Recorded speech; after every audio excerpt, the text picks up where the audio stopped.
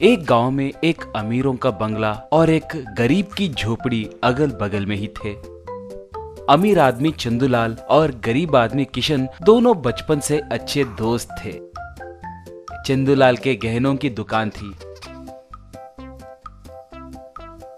किशन अपने खेत में खेतीबाड़ी करता था। बचपन में चंदूलाल अच्छा ही था, मगर बड़ा होने के बाद उसे पैसों का घमंड बहुत बढ़ गया। जब भी मौका मिलता तो वो किशन का अपमान करते ही रहता था।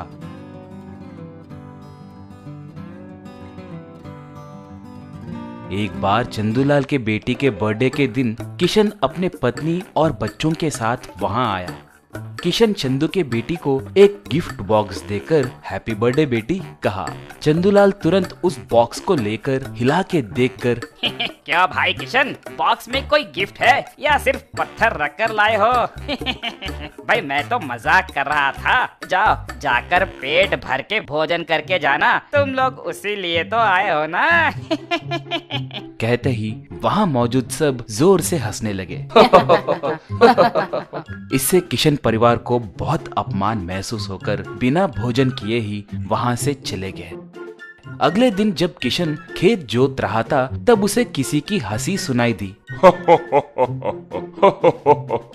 वो रुककर चारों ओर देखने लगा। तब हवा के जैसे अस्पष्ट रूप से किशन के अंदर से एक आकार बाहर आकर किशन को देखते हुए हंसने लगा। किशन घबराकर भूत भूत भूत भूत कहकर जोर से पुकारा।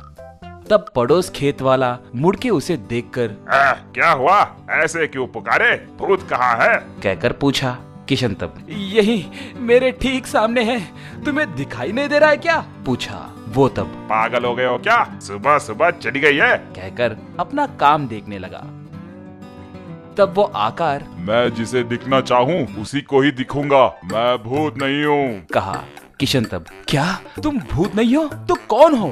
कहा। तो वो आकार मैं तुम्हारा दुर्भाग्य हूँ, तुम्हारी गरीबी, मेहनत, परेशानी, दुख, इन सब का कारण मैं ही हूँ। तुम्हें देखे तो मुझे बहुत हंसी आ रही है, तुम्हारे स्थिति को देखकर तो। कहा। तो किशन को गुस्सा आया। तुम्हें शर्म नहीं है क्या? मेरे परेशानियों को देखकर हंसोगे? बचपन से मुझे बिना छोड़े मुझसे चिपक गए ना, तुम्हारे वजह से ही मुझे इतनी परेशानियां हैं। अब तुमसे मुझे कोई काम नहीं है, मुझे छोड़कर चले जाओ, कहा। वो दुर्भाग्य तब क्यों भाई, इतना गुस्सा क्यों करते हो? मैं सब में रहता हूँ, जब भाग्य तुम्हारे पास आएगी तो मैं खुद चले जाऊंगा। अब तुम्हारी किस्मत बदलने वाली है, ये बताने के लिए ही बाहर आया हूँ, कहा। किशन तब क्या ये सच है? आहा, कितनी खुशखबरी सुनाए, मेरी किस्मत कब बदलने वाली है? बोलो बोलो, कहा। दुर्भाग्य अबा उतावले मत हो भाई, मेरे साथ आओ, दिखाता हूँ, कहा। किशन ठीक है कहकर उसके साथ चलने लगा। ऐसे दुर्भाग्य और वो मिलकर जंगल में चलते चलते एक जगह पहुंचे। वहां जमीन पे एक दरवाजा था। दुर्भाग्य तब किशन, इस दरवाजे को खोलकर अंदर जाओ, अंदर सब सोना ही सोना होगा, तुम्हें जितना चाहिए उतना ले लो, मगर वहाँ चाहे कुछ भी हो तुम उसकी बिल्कुल परवाह मत करना, वो सब एक भ्रम है सोचकर तुम अपना काम देखकर आ जाओ। अगर वो सच है सोचे तो तुम्हें भाग्य नहीं मिलेगा, आज से भाग्य चुंबक के जैसे तुमसे चिपका रहेगा, कहा। किशन ठीक है कहकर दरवाजे को खोलकर अंदर गया।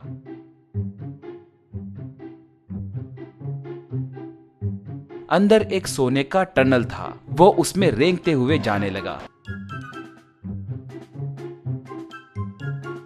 इतने में एक भूत उसके पैर पकड़कर पीछे खींचने लगी। कहकर हंसने लगी, मगर किशन ये सब भ्रम है सोचकर मुझे कोई नहीं खींच रहा है कहकर मन में सोचते ही वो भूत गायब हो गई। ऐसे किशन को बहुत सारा सोना दिखाई दिया। वो सोना लेकर रेंगते हुए लौट कर आ गया। बाहर आने के बाद वो दुर्भाग्य से, ये क्या, अंदर सिर्फ सोना ही है बोले थे, मगर अंदर तो हीरे और पैसे भी हैं, तुम्हें पता नहीं है क्या? कहा। दुर्भाग्य तब क्या सच है? मेरे जानकारी के बगैर वो अंदर कैसे आए? कहकर दरवाजे में झांक कर देखने लगा तो किशन उसे एक लात मारा, बस वो अंदर गिर गया। किशन तुरंत दरवाजा बंद करके उसके ऊपर एक बड़ा पत्थर लगाया। बाप रे दुर्भाग्य, तुम्हें ऐसा ही छोड़ा तो फिर से मेरे साथ आकर इस पूरे संपदा को बर्बाद कर देते। तुम्हारा यहाँ पे रहना ही ठीक है, कहकर सोचकर वहाँ से सोना लेकर निकला।